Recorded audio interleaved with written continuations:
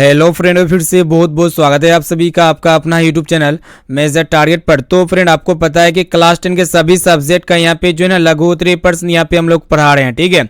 जिनमें से हम लोग विज्ञान यानी कि साइंस का most important 50 most important short type प्रश्न का यहाँ पे आखिरी पार्ट यानी कि लास्ट हुआ पार्ट को देखेंगे, ठीक है। पार्ट नंबर 5 को देखेंगे। इस पार्ट में हम लोग ऐसे ऐसे सब्जेक्टिव टाइप प्रश्न को पढ़ने वाले हैं जो आपके बोर्ड एग्जाम 2023 के बोर्ड एग्जाम में 100% देखने को मिलेगा, ठीक है। तो जो भी विद्यार्थी इस बार मैट्रिक के बोर्ड एग्जाम देने वाले हैं ना, तो दोस्तों ये क्लास आपके लिए गर्दा होने वाला है। प्लीज दोस्तों क्लास को आप जो है ना बिल्कुल शुरू से लेकर आखिरी तक जरूर कीजिएगा, ठीक है। अगर आप क्लास को बिल्कुल शुरू से लेकर आखिरी तक कर लेते हैं तो क्लास में ही जो ना दोस्तों आपको सारा क्वेश्चन याद होने वाला है, ठीक है। तो फ्रेंड यहाँ पे फटाफट से क्लास को लाइक कर दीजिएगा और दोस्तों चैनल पर नए हैं ना तो प्लीज दोस्तों जल्दी से आप फटाफट से चैनल को सब्सक्राइब कर लीजिएगा। साथ में बगल में नोटिफिकेशन बेल आइकन को प्रेस करके ऑल पर जरूर सेलेक्ट कर लीजिएगा। और दोस्तों जो भी विद्यार्थी अभी तक हमारे व्हाट्सएप ग्रुप में नहीं जुड़े हैं तो जल्दी से आप फटाफट से मेरा व्हाट्सएप नंबर नोट कीजिए। मेरा व्हाट्सएप नंबर है 6206076569। इस नंबर को सेव कीजिए। आप बोलिए कि सर हमें व्हाट्सएप ग्रुप में जोड़ दीजिए, तो हम जो है ना दोस्तों आपको व्हाट्सएप ग्रुप में जोड़ देंगे, ठीक है। तो ये क्लास काफी महत्वपूर्ण है, क्लास को आप बिल्कुल शुरू से लेकर आखिरी तक जरूर कीजिएगा। और दोस्तों इस वीडियो में भी हम लोग 2011 से 2022 तक पूछे गए सभी प्रश्न को हम लोग देखेंगे, जो प्रश्न आपके बोर्ड एग्जाम में प्रत्येक वर्ष आते हैं, ठीक है। तो उसी प्रश्न को आज की इस क्लास में हम लोग कंप्लीट करने वाले हैं। तो चलिए फ्रेंड देखते हैं यहाँ पे आज के फर्स्ट नंबर प्रश्न से वीडियो को प्रारंभ किया जा रहा है। तो फर्स्ट प्रश्न क्या कर रहा है कि आपको बताना है कि प्रकाश का परावर्तन किसे कहते हैं और इसके नियमों को लिखे। काफी महत्वपूर्ण प्रश्न है। तो फ्रेंड यहाँ पे प्रकाश का परावर्तन क्या होता है, काफी महत्वपूर्ण प्रश्न बोर्ड एग्जाम में 100% ये प्रश्न लड़ेगा ही लड़ेगा। तो ये प्रश्न को अच्छी तरीके से याद कर लीजिए दोस्तों। तो प्रकाश का परावर्तन क्या होता है, काफी सिंपल इसका डेफिनेशन है। देखिएगा क्या कराए कि जब कोई प्रकाश किरण किसी माध्यम से चलकर किसी चिकने सतह या दर्पण से टकराने के बाद पुनः उसी माध्यम में लौट जाती है तो उसे हम लोग क्या कहते हैं दोस्तों, प्रकाश का परावर्तन कहते हैं। काफी सिंपल डेफिनेशन है। यानी कि जब भी कोई प्रकाश किरण किसी माध्यम से चलकर किसी चिकने सतह या फिर दर्पण से टकराएगा ना तो पुनः उसी माध्यम में तो लौटेगा ही। तो इसी घटना को हम लोग क्या कहते हैं दोस्तों, प्रकाश का परावर्तन कहते हैं। अगर आप एक टॉर्च को ले लेते हैं, टॉर्च को क्या कीजिएगा, दर्पण में मारिएगा तो फिर वो जो आपका प्रकाश होती है दोस्तों, टॉर्च का प्रकाश उसी माध्यम में वापस लौट जाएगी। तो संक्षेप में यहाँ पे देख सकते हैं प्रकाश के किसी वस्तु से टकराकर वापस लौटने को ही हम लोग क्या कहते हैं, प्रकाश का परावर्तन कहते हैं। यहाँ पे शॉर्ट में परिभाषा है, देख सकते हैं कि प्रकाश का परावर्तन किसे कहते हैं दोस्तों, जब भी कोई प्रकाश किरण किसी वस्तु या बीम से चलकर, ठीक है, उसमें टकराएगा, टकराने के पश्चात वो तो वापस लौटेगा ना, तो इसी घटना को हम लोग क्या कहते हैं दोस्तों, प्रकाश का परावर्तन कहते हैं। देखिएगा दोस्तों यहाँ पे क्या हो रहा है कि कोई प्रकाश किरण जो है ना किसी दर्पण में आपतित होती है, तो ये आपतित होने के बाद क्या होगा दोस्तों, इसका तो परावर्तन होगा ना, यानी कि प्रकाश टकराएगा, तो इसी को हम लोग क्या कहते हैं दोस्तों, प्रकाश का परावर्तन कहते हैं, ठीक है। यहाँ पे देख सकते हैं जब कोई भी प्रकाश किसी माध्यम से चल करके किसी दर्पण या चिकने सतह से टकराने के बाद पुनः उसी माध्यम में क्या हो जाती है, लौट जाती है। मान लिए कि कोई प्रकाश किरण हवा से चलकर आया, ठीक है, हवा से चलकर आया और ये प्रकाश किरण दर्पण या फिर चिकने सतह में टकराने के पश्चात पुनः उसी माध्यम में क्या हो जाती है, लौट जाती है, ठीक है। तो इसी घटना को हम लोग क्या कहते हैं दोस्तों, प्रकाश का परावर्तन कहते हैं। और दोस्तों इसके नियम क्या क्या होते हैं, चलिए इसके नियम को भी देख लेते हैं। तो फ्रेंड देख सकते हैं जो प्रकाश के परावर्तन होते हैं ना, इसके कितने नियम होते हैं, तो इसके 2 नियम होते हैं। आपके वस्तुनिष्ठ प्रश्न में भी पूछे जाते हैं कि प्रकाश के परावर्तन के मुख्य कितने नियम होते हैं दोस्तों, मुख्य 2 नियम होते हैं। यानी कि 2 ही नियम होता है प्रकाश के परावर्तन के। तो पहला नियम ये होता है दोस्तों, देख सकते हैं कि आपतित किरण ये हो गया आपका, उसके बाद ये आपका परावर्तित किरण हो गया, और दोस्तों ये जो होते हैं ना अभिलंब होते हैं, ठीक है। यानी कि आपतन बिंदु पर डाला गया लंब, तीनों एक ही तल पर होते हैं, तीनों एक ही पॉइंट पर होते हैं। देख सकते हैं दोस्तों कोई भी प्रकाश किरण, देख सकते हैं ये आपका आपतित किरण हो गया और ये आपका परावर्तित किरण हो गया, और आपतन बिंदु पर डाला गया लंब तीनों क्या होते हैं दोस्तों, एक ही पॉइंट पर होते, एक ही समतल पर होते, ठीक है। तो उम्मीद करती है आपका पहला नियम अच्छी तरीके से समझ में आ चुका होगा। और दोस्तों प्रकाश का परावर्तन का जो दूसरा नियम होता है ना, क्या होता है कि आपतन कोण तथा परावर्तन कोण, जिसको हम लोग क्या कहते हैं दोस्तों, इसको कोण आई के द्वारा दिखाते हैं और इसको हम लोग कोण आर के द्वारा दिखाते हैं। ये दोनों आपस में सिमिलर होते हैं, यानी कि बराबर होते हैं, ठीक है। तो देख सकते हैं कि आपतन कोण परावर्तन कोण के क्या होते हैं, बराबर होते हैं, ठीक है। तो काफी सिंपल यहाँ पे प्रकाश के परावर्तन के नियमों को समझाया गया है। आपतित किरण, परावर्तित किरण तथा आपतन बिंदु पर डाला गया लंब, तीनों एक ही तल पर होते हैं। और दोस्तों आपतित किरण क्या होती है, जब भी कोई किरण आपतन बिंदु पर पड़ती है तो वो होती है दोस्तों आपतित किरण। और परावर्तित किरण क्या होती है दोस्तों, जब भी कोई मतलब किरण क्या होती है, टकराने के पश्चात पुनः उसी बिंदु पर लौट जाती है तो आपको ये होता है परावर्तित। ऐसे में तो आपतित किरण उसको कहते हैं कि आपतित किरण। आपतन कोण किसको कहेंगे दोस्तों, ये वाला आपतन कोण होता है जिसको हम लोग क्या कहते हैं, कोण आई कहते हैं। तो आपतन कोण होता है दोस्तों आपतित किरण तथा अभिलंब के बीच बने कोण को हम लोग क्या कहते हैं, आपतन कोण कहते हैं। और दोस्तों ये जो परावर्तन कोण होते हैं ना, इसको हम लोग क्या कहते हैं, परावर्तित किरण तथा अभिलंब के बीच बने को हम लोग क्या कहते हैं, बने कोण को हम लोग परावर्तन कोण कहते हैं। आपतन कोण को हम लोग कोण आई के द्वारा दिखाते हैं, तो परावर्तन कोण को हम लोग कोण आर के द्वारा दिखाते हैं। ठीक है, उम्मीद करते हैं प्रश्न आपको काफी अच्छी तरीके से समझ में आ चुका होगा। ठीक है, और दोस्तों यहाँ पे जो भी विद्यार्थी अभी तक क्लास को लाइक नहीं किया ना, तो प्लीज दोस्तों जल्दी से फटाफट से क्लास को लाइक कर दीजिएगा। और दोस्तों चैनल पर नए हैं ना, तो प्लीज दोस्तों जल्दी से आप फटाफट से चैनल को सब्सक्राइब करके बेल आइकन को प्रेस करके जो है ना ऑल पर जरूर सेलेक्ट कर लीजिएगा, क्योंकि यहाँ पे डेली जो ना दोस्तों धमाकेदार क्लास होती रहती है। ठीक है, तो क्लास काफी महत्वपूर्ण है, क्लास को बिल्कुल शुरू से लेकर आखिरी तक जरूर कीजिएगा। दोस्तों चलिए देखते हैं यहाँ पे दूसरा नंबर प्रश्न को देखिएगा, जो कि आपके बोर्ड एग्जाम में 100% पूछे जाएंगे, मेरा गारंटी है। इसलिए ज्यादा से ज्यादा कोशिश कीजिएगा एक एक क्वेश्चंस को जो ना दोस्तों अच्छी तरीके से याद करने का। तो फ्रेंड प्रश्न ये कराए कि उत्तल दर्पण, अवतल दर्पण और समतल दर्पण के दो दो उपयोग को लिखे। ठीक है, बोर्ड एग्जाम में 100% पूछ लिए जाते हैं इस तरह के प्रश्न। तो चलिए दोस्तों सबसे पहले यहाँ पे हम लोग उत्तल दर्पण के दो उपयोग को लिखते हैं, जो कि निम्नलिखित है। तो सबसे पहला उपयोग क्या होता है दोस्तों, उत्तल दर्पण का उपयोग हम लोग क्या करते हैं कि मोटर गाड़ी के साइड मिरर के रूप में करते हैं। ठीक है, मोटर गाड़ी के साइड मिरर के रूप में उत्तल दर्पण का उपयोग किया जाता है। और दूसरा उपयोग है दोस्तों उत्तल दर्पण का क्या है कि किसी भी वस्तु का छोटा प्रतिबिंब बनाने में किया जाता है। ठीक है, अगर कोई भी ऑब्जेक्ट का आपको छोटा प्रतिबिंब बनाना हो तो उसके लिए आप कौन सा दर्पण का उपयोग कीजिएगा, उत्तल दर्पण का उपयोग कीजिएगा। और दोस्तों उत्तल दर्पण में जो प्रतिबिंब बनता है ना, कैसा बनता है, आपके बोर्ड एग्जाम में पूछे जाते हैं तो हमेशा सीधा बनता है। ठीक है, कैसा बनता है, सीधा, काल्पनिक सीधा और आपका वस्तु से छोटा बनता है। और दोस्तों यहाँ पे अवतल दर्पण के भी उपयोग को देख लेते हैं, तो देख सकते हैं अवतल दर्पण का दो उपयोग निम्नलिखित है। क्या क्या उपयोग है दोस्तों, देख सकते हैं। पहला उपयोग को देखिएगा कि अवतल दर्पण का उपयोग कहाँ पे करते हैं, दाढ़ी बनाने में किया जाता है, जिसको हम लोग क्या कहते हैं, हजामती दर्पण के रूप में भी अवतल दर्पण का उपयोग किया जाता है। और दूसरा उपयोग को देखिएगा दोस्तों, अवतल दर्पण का जो उपयोग हम लोग कहाँ पे करते हैं, चिकित्सा क्षेत्रों में भी किया जाता है। ठीक है, और अवतल दर्पण का उपयोग सौर कुकर में भी खाना बनाने के रूप में भी किया जाता है। अवतल दर्पण का उपयोग ईएनटी के रूप में भी किया जाता है। काफी सारे उपयोग है अवतल दर्पण का ना। ऐसे में तो देखिएगा यहाँ पे दो ही उपयोग को लिखने बोला है, तो यहाँ पे हम लोग दो ही को उपयोग लिखेंगे। और यहाँ पे देख सकते हैं दोस्तों समतल दर्पण का दो उपयोग निम्नलिखित क्या क्या है। तो सबसे पहला यहाँ पे उपयोग है दोस्तों, समतल दर्पण का उपयोग चेहरा देखने में किया जाता है, यानी कि ऐनक के रूप में हम लोग समतल दर्पण का उपयोग करते हैं। डेली जो आप अपना चेहरा देखते हैं ना, तो कौन सा दर्पण में देखते हैं, आप देखते हैं समतल दर्पण में। ठीक है, घरों में जो हम लोग उपयोग करते हैं वो कौन सा दर्पण होता है दोस्तों, समतल दर्पण होता है। यहाँ पे देखिएगा दोस्तों दूसरा पॉइंट में, यानी कि समतल दर्पण का दूसरा उपयोग लिखना पड़ेगा कि इसका उपयोग कहाँ पे किया जाता है दोस्तों, ड्रेसिंग टेबलों में भी किया जाता है। ठीक है, जो ड्रेसिंग टेबल होता है इसमें हम लोग किसका उपयोग करते हैं, समतल दर्पण का उपयोग करते हैं। उम्मीद करती है सभी उपयोग जो ना दोस्तों आपको अच्छी तरीके से समझ में आ चुका होगा। अब चलिए फ्रेंड देखते हैं यहाँ पे नेक्स्ट क्वेश्चन की तरफ बढ़ चलते हैं, जो कि आपके बोर्ड एग्जाम के लिए अत्यंत ही महत्वपूर्ण है। आपके बोर्ड एग्जाम में 100% पूछे जाएंगे। प्लीज दोस्तों यहाँ पे क्लास को जो ना आपको बिल्कुल शुरू से लेकर आखिरी तक करते हुए जाना दोस्तों, और आपको जो ना एक भी क्वेश्चन को स्किप नहीं करना है। तो फ्रेंड प्रश्न ये कराया कि गैल्वेनीकरण किसे कहते हैं। ठीक है, तो गैल्वेनीकरण जिसको हम लोग क्या कहते हैं, यसद लेपन भी कहते हैं या फिर गैल्वेनाइजेशन भी कहते हैं। तो चलो दोस्तों गैल्वेनीकरण किसको कहेंगे, तो उत्तर में कुछ इस प्रकार लिखना पड़ेगा कि लोहे की बनी वस्तुओं को पिघले हुए जिंक में डुबा देने से या विद्युत विधि द्वारा लोहे पर एक बारीक जिंक की परत चढ़ाने की प्रक्रिया को हम लोग क्या कहते हैं, गैल्वेनीकरण कहते हैं।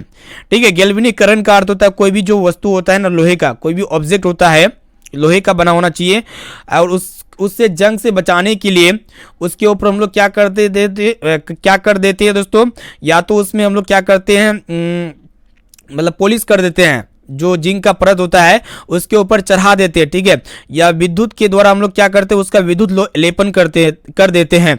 तो इसी प्रोसेस को हम लोग क्या कहते हैं दोस्तों, गैल्वेनीकरण करते हैं। ठीक है, ताकि वो मतलब जल्दी संक्षारित ना हो। ठीक है, एक तरह का संक्षारित रोधी से बचे, संक्षारित होने से बचे। तो यहाँ पे साफ साफ लिखा हुआ है गैल्वेनीकरण क्या होते हैं, जो आपका लोहे की बनी वस्तु होता है ना, उसको पिघले हुए जिंक में डुबो देने से या फिर विद्युत विधि द्वारा लोहे पर एक बारीक जिंक की परत चढ़ाने की प्रक्रिया को हम लोग क्या कहते हैं, गैल्वेनीकरण कहते हैं। ठीक है, उम्मीद करते हैं ये प्रश्न आपको काफी अच्छी तरीके से समझ में आ चुका होगा। अब चलिए फ्रेंड देखते हैं यहाँ पे नेक्स्ट क्वेश्चन की तरफ बढ़ चलते हैं, जो कि आपकी बोर्ड एग्जाम के लिए अत्यंत ही महत्वपूर्ण है। तो फ्रेंड यहाँ पे आपको बताना है कि आघातवर्धीय तथा तन्य का अर्थ बताइए। ठीक है, तो यहाँ पे आपको क्या बताना है दोस्तों, आघातवर्धीय क्या होते हैं या फिर आपका तन्य क्या होते हैं, तो दोनों का यहाँ पे अर्थ बताना है। काफी सिंपल यहाँ पे देख सकते हैं। तो सबसे पहले यहाँ पे आघातवर्धीय देख लेते हैं दोस्तों, आघातवर्धीय क्या होते हैं। तो देख सकते हैं दोस्तों, धातुओं को हथौड़े से पीटकर पतली चादर बनाई जा सकती है। ये बात बिल्कुल सही है। जो धातु होते हैं, जो मेटल होते हैं ना, इसको हथौड़े से पीटकर हम लोग क्या कर सकते हैं, पतली चादर बना सकते हैं। और धातुओं के इसी गुण को हम लोग क्या कहते हैं दोस्तों, आघातवर्धीय कहते हैं। ठीक है, काफी सिंपल डेफिनेशन है, देख सकते हैं। आघातवर्धीय उसको कहेंगे जो भी मेटल होते हैं ना, उसको हम लोग क्या करते हैं, हथौड़ों से पीट करके पतले चादर के रूप में बना सकते हैं। ठीक है, और धातुओं के इसी गुण को हम लोग क्या कहते हैं दोस्तों, आघातवर्धीय कहते हैं। ठीक है, और यहाँ पे देखिएगा दोस्तों, तन्य क्या होता है। तन्य क्या होता है, देखिएगा कि धातुओं के तन्य होने का अर्थ होता है कि धातुओं को होने का अर्थ है खींचकर तार बनाया जा सकता है। ठीक है, जो धातु होते हैं दोस्तों, जो मेटल होते हैं, उसको हम लोग खींच करके तार बना सकते हैं। जैसे कि आपका कॉपर का तार बनता है, उसके बाद यहाँ पे चांदी का तार बनता है, सोना का तार बनता है। जैसा कि आपको पता होना चाहिए दोस्तों, जो आपका सोना होता है ना, वो सबसे ज्यादा तन्य होता है, क्योंकि हम लोग 1 ग्राम सोना से जो है ना दोस्तों 2 किलोमीटर लंबा तार खींच सकते हैं। ठीक है, तो उम्मीद करते हैं आपको दोनों समझ में आ चुका होगा। ठीक है, तो आघातवर्धीय क्या होते हैं, जो मेटल होते हैं, जो धातु होते हैं, उसको हथौड़े से पीट करके चादर बना सकते हैं ना। और धातु में एक विशेष गुण पाई जाती है। ठीक है, मतलब पीट करके हम पतला चादर के रूप में बना सकते हैं। तो इसी गुण को हम लोग क्या कहते हैं, आघातवर्धीय कहते हैं। और तन्य क्या होता है कि धातुओं के तन्य होने का अर्थ होता है धातुओं को हम लोग खींच करके पतले तार के रूप में हम लोग उसको खींच सकते हैं अधिकतम। ठीक है, अधिक से अधिक। तो उम्मीद करते हैं आपको दोनों समझ में आ चुका होगा। चलिए देखते हैं यहाँ पे नेक्स्ट क्वेश्चन की तरफ बढ़ चलते हैं, जो कि आपके बोर्ड एग्जाम के लिए अत्यंत ही महत्वपूर्ण है। ठीक है, तो फ्रेंड प्रश्न ये कराया कि आपको बताना है कि मधुमेह के कुछ रोगियों की चिकित्सा इंसुलिन का इंजेक्शन देकर क्यों की जाती है। बहुत ही महत्वपूर्ण है। ठीक है, यानी कि जिसको डायबिटीज होती है, मधुमेह का रोग होता है, तो उसके कुछ रोगियों को चिकित्सा इंसुलिन का इंजेक्शन देकर क्यों की जाती है। ठीक है, उसका ऑपरेशन, चिकित्सा का अर्थ होता है दोस्तों ऑपरेशन वगैरह। ठीक है, तो इंसुलिन का इंजेक्शन देकर क्यों किया जाता है, वो आपको बताना है। तो चलिए दोस्तों, यहाँ पे उत्तर में लिखते हैं, मधुमेह के रोगियों में अग्नाशय ग्रंथि की कम सक्रियता के कारण इंसुलिन नामक हार्मोन कम मात्रा में स्रावित होती है। ठीक है, जो भी मधुमेह रोगी होते हैं, जो भी डायबिटीज होते हैं, ठीक है, यानी कि जो भी पेशेंट होते हैं मधुमेह का, तो उसका अग्नाशय ग्रंथि की कम सक्रियता के कारण इंसुलिन नामक हार्मोन कम मात्रा में स्रावित होती है, यानी कि बहती है।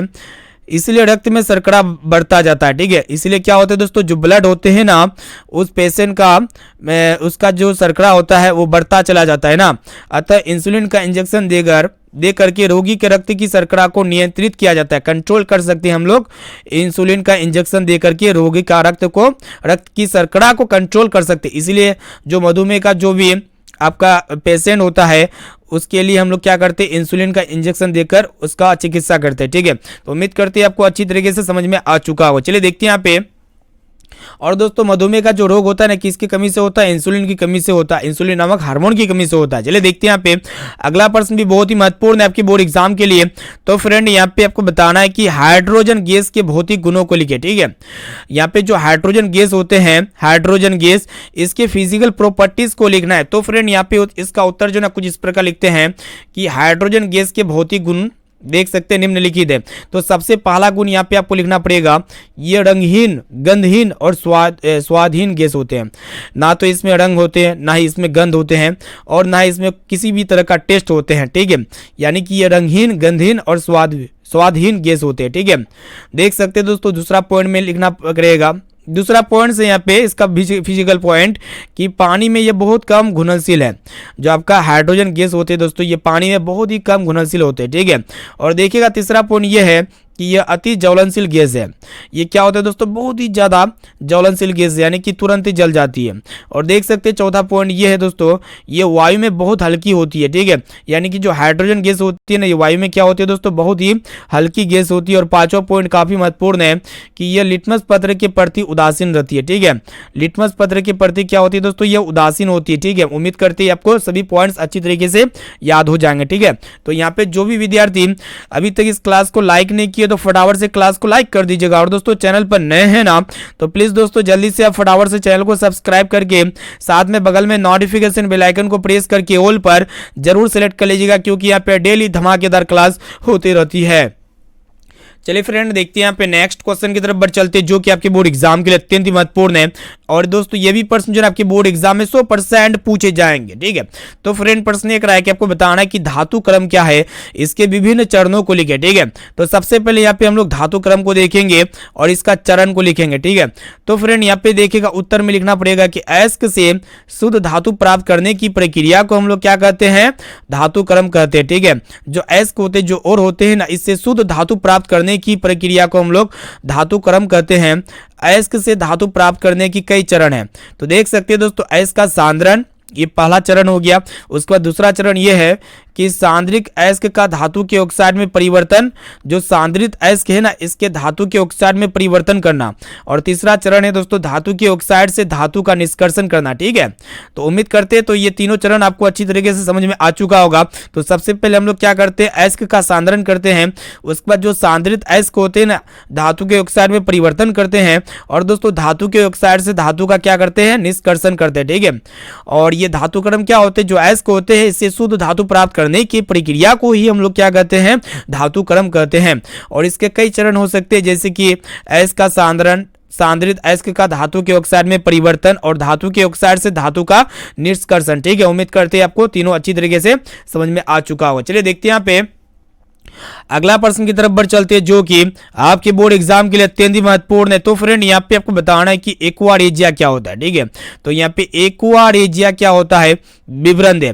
तो चलिए दोस्तों आपको पता होना चाहिए, जो एक्वा रेजिया होते हैं ना, ये 3:1 के अनुपात में सांद्र हाइड्रोक्लोरिक अम्ल, जिसको हम लोग क्या कहते हैं, HCl कहते हैं, ठीक है, एवं सांद्र नाइट्रिक अम्ल, जिसको हम लोग क्या कहते हैं दोस्तों, NH3 कहते हैं, ठीक है, नाइट्रिक अम्ल का क्या होते हैं, मिश्रण होते हैं ना। यानी कि जो एक्वा रेजिया होते हैं ये क्या होते हैं, 3:1 यानी कि 3:1 के अनुपात में सांद्र हाइड्रोक्लोरिक अम्ल तथा सांद्र नाइट्रिक अम्ल का क्या होते हैं, मिश्रण होते हैं ना। ये सोने को गला सकता है, ठीक है। सोने को कौन गला सकता है, एक्वा रेजिया गला सकता है, ठीक है। सोने को कौन गला सकता है दोस्तों, एक्वा रेजिया गला सकता है। जबकि दोनों में से किसी अम्ल में अकेले ये क्षमता नहीं है, दोनों में से किसी भी अम्ल में ये अकेले क्षमता नहीं है। अगर आप हाइड्रोक्लोरिक अम्ल में सोने को डालते हैं तो सोने को गला नहीं सकता है। सिर्फ और सिर्फ अगर आप यहाँ पे नाइट्रिक अम्ल में भी डालते हैं तो ये सोना को गला नहीं सकता है। अगर यहाँ पे हाइड्रोक्लोरिक अम्ल और ये नाइट्रिक अम्ल को दोनों को आप मिला देते हैं, दोनों को मिक्स कर देते हैं, तो ये सोने को इजिली गला सकता है, ठीक है। तो उम्मीद करते हैं भी आपको अच्छी तरीके से समझ में आ चुका हो। चलिए देखते हैं यहाँ पे नेक्स्ट क्वेश्चन की तरफ बढ़ चलती है, जो कि आपके बोर्ड एग्जाम के लिए अत्यंत ही महत्वपूर्ण है, ठीक है। तो फ्रेंड यहाँ पे आपको बताना है कि इथिलीन को फल पकाने वाला हार्मोन क्यों कहा जाता है, बहुत ही महत्वपूर्ण है। तो फटाफट से बताइए दोस्तों, इथिलीन जो होते हैं इसको हम लोग फल पकाने वाला हार्मोन क्यों कहते हैं, ठीक है। तो चलिए दोस्तों इसका उत्तर जो ना कुछ इस प्रकार लिखते हैं कि इथिलीन एक गैस के रूप में पाया जाने वाला हार्मोन है, ठीक है। इथिलीन जो होते हैं एक गैस के रूप में पाए जाने वाला हार्मोन होते हैं, जो पौधे के तने के अग्र भाग में बनता है, ठीक है। यानी कि जो तने का आगे वाला भाग होता है ना, उसी में बनता है क्या दोस्तों, इथिलीन बनता है। और विस्तृत होकर फलों को पकाने में सहायता करता है, ठीक है। विस्तृत यानी कि फैल करके क्या होते हैं, फलों को पकाने में मदद करता है। और दोस्तों फल पकाने वाला हार्मोन का नाम क्या है, इथिलीन। इथिलीन का कार्य क्या होता है, फल पकाता है, ठीक है। इसे फल पकाने वाला हार्मोन कहते हैं। तो देख सकते हैं साफ साफ यहाँ पे लिखा हुआ है, इथिलीन एक गैस के रूप में पाया जाने वाला एक हार्मोन है, जो पौधे के तने के अग्र भाग में बनता है और विस्तृत होकर फलों को पकाने में सहायता करता है। इसलिए इसे हम लोग क्या कहते हैं, फल पकाने वाला हार्मोन कहते हैं। चलिए दोस्तों देखते हैं यहाँ पे नेक्स्ट क्वेश्चन की तरफ बढ़ चलते हैं, जो कि लास्ट नंबर प्रश्न है, जो कि आपके बोर्ड एग्जाम के लिए अत्यंत ही महत्वपूर्ण है, ठीक है। तो फ्रेंड यहाँ पे आपको बताना कि प्रतिरोध किसे कहते हैं, ठीक है, जिसको हम लोग क्या कहते हैं, रेजिस्टेंस कहते हैं। तो प्रतिरोध किसे कहते हैं, तो चलिए दोस्तों यहाँ पे उत्तर में लिखते हैं, जो धारा के प्रवाह का विरोध करता है। यानी कि जो इलेक्ट्रिक करंट होते हैं उसके फ्लो को क्या करता है, मतलब विरोध करता है, ठीक है। उसको हम लोग क्या कहते हैं, प्रतिरोध कहते हैं। यानी कि जो विद्युत धारा के प्रवाह का विरोध करता है उसे हम लोग प्रतिरोध कहते हैं। प्रतिरोध को हम लोग किसके द्वारा दिखाते हैं, कैपिटल आर के द्वारा दिखाते हैं। प्रतिरोध का ऐसे मात्रा क्या होते हैं दोस्तों, ओमेगा होते हैं, जिसको हम लोग क्या कहते हैं, ओम कहते हैं ना। और यहाँ पे देख सकते हैं, यहाँ पे लिखा हुआ है कि सबसे कम प्रतिरोध चांदी का होता है। ठीक है, सबसे कम प्रतिरोध किसका होता है दोस्तों, चांदी। और जिसका सबसे कम प्रतिरोध होगा ना वो विद्युत का सर्वोत्तम सुचालक पदार्थ होगा, इसलिए चांदी विद्युत का सबसे सुचालक होता है। ठीक है, गुड कंडक्टर होता है। इलेक्ट्रिक करंट का गुड कंडक्टर कौन है दोस्तों, चांदी, क्योंकि चांदी का रेजिस्टेंस क्या है, सबसे कम है। और यहाँ पे धारा के प्रवाह का विरोध जो करता है उसी को हम लोग क्या कहते हैं, प्रतिरोध करते हैं। प्रतिरोध को कैपिटल आर के द्वारा सूचित किया जाता है। इसका एसआई मात्रक क्या होते हैं, ओम होते हैं, जिसका संकेत ओमेगा होते हैं, कुछ इस प्रकार। और सबसे कम प्रतिरोध चांदी का होता है, इसलिए चांदी का सर्वोत्तम चालक होता है। ठीक है, उम्मीद करते हैं सभी प्रश्न आपको अच्छी तरीके से समझ में आ चुका होगा। ठीक है, तो यहाँ पे टोटली साइंस का 50 मोस्ट इंपोर्टेंट है। यहाँ पे लघुत्तरीय प्रश्न का जो सीरीज चल रहा था ना, तो ये फाइनली आपका समाप्त हो गया है ना। और भी यहाँ पे एक सीरीज स्टार्ट करेंगे जो कि आपकी बोर्ड एग्जाम में 110% पूछे जाएंगे, वो सीरीज को आप बिल्कुल नहीं छोड़िएगा। और दोस्तों ये जो 50 प्रश्न है ना, इस प्रश्न सभी प्रश्न को आप अच्छी तरीके से पढ़ लीजिए, याद कर लीजिए, क्योंकि ये 50 प्रश्न में से काफी सारे प्रश्न आपके बोर्ड एग्जाम में 110% पूछे जाएंगे, मेरा गारंटी है। तो यहाँ पे एक एक प्रश्न को अच्छी तरीके से ध्यानपूर्वक कंसंट्रेट होकर बढ़िया तरह से याद कर लीजिएगा। ठीक है, और यहाँ पे जो भी विद्यार्थी पीडीएफ वगैरह लेना चाहते हैं तो सबसे पहले यहाँ पे आपको हमारा व्हाट्सएप ग्रुप में जुड़ना पड़ेगा। हमारा व्हाट्सएप नंबर नोट कीजिए 6206076569। ठीक है, इस नंबर को सेव कीजिए। आप बोले कि सर हमें व्हाट्सएप ग्रुप में जोड़ दीजिए, तो आपको जो ना ऑटोमेटिकली एक मैसेज मिल जाएगा। ठीक है, तो वहाँ पे क्लिक करके आप व्हाट्सएप ग्रुप में जुड़ सकते हैं। उससे पहले जो भी गर्ल्स वगैरह होते हैं ना, तो वो लोग आप जो है ना व्हाट्सएप ग्रुप में नहीं जुड़िएगा, क्योंकि हम जो है ना आपको व्हाट्सएप ग्रुप में जोड़ेंगे। क्योंकि यहाँ पे बहुत सारे ऐसे विद्यार्थी ऐसे छात्र होते हैं जो छात्रा सबको क्या करते हैं दोस्तों, परेशान वगैरह करते रहते हैं। तो यहाँ पे क्या है कि गर्ल्स के लिए जो है दोस्तों हम स्पेशली अलग ग्रुप बनाए हुए हैं, जो कि वो स्पेशली गर्ल्स का एक ग्रुप होगा। ठीक है, तो यहाँ पे आप व्हाट्सएप ग्रुप में जुड़ने से पहले जो भी गर्ल्स लोग होंगे एक बार यहाँ पे कॉल करके आप हमें इन्फॉर्म कर दीजिएगा कि व्हाट्सएप ग्रुप में हमको जोड़ दीजिए गर्ल्स वाला, तो हम जो है ना आपको गर्ल्स वाला व्हाट्सएप ग्रुप में जोड़ देंगे। और यहाँ पे जो भी छात्र है तो आप यहाँ पे बिल्कुल व्हाट्सएप ग्रुप में जुड़ सकते हैं। तो आप एक बार हेलो कीजिए, उसके बाद ऑटोमेटिकली आपके पास मैसेज मिल जाएगा। वहाँ पे क्लिक करके आप 10th बॉय ग्रुप वाला लिंक पे क्लिक करके आप उसमें ग्रुप में जुड़ सकते हैं। और डेली यहाँ पे वेबसाइट में भी टेस्ट चलता है, तो टेस्ट का लिंक डेली यहाँ पे हमारा व्हाट्सएप ग्रुप में मिलता रहेगा, और पीडीएफ भी डेली मिलते रहता है। ठीक है, और दोस्तों यहाँ पे इस वीडियो को जो भी विद्यार्थी अभी तक लाइक नहीं किए तो फटाफट से क्लास को लाइक कर दीजिएगा। और यहाँ पे चैनल पर नए आए हैं तो प्लीज दोस्तों जल्दी से आप फटाफट से चैनल को सब्सक्राइब करके बेल आइकन को प्रेस करके ऑल पर जरूर सेलेक्ट कर लीजिएगा। और दोस्तों इस वीडियो को अपने दोस्तों में ज्यादा से ज्यादा शेयर कीजिएगा, ताकि वो भी जो है ना बोर्ड एग्जाम की तैयारी काफी अच्छी तरीके से कर सके। ठीक है, तो फ्रेंड फिर मिलते हैं यहाँ पे नेक्स्ट क्लास में दोस्तों। आज के लिए इतना ही।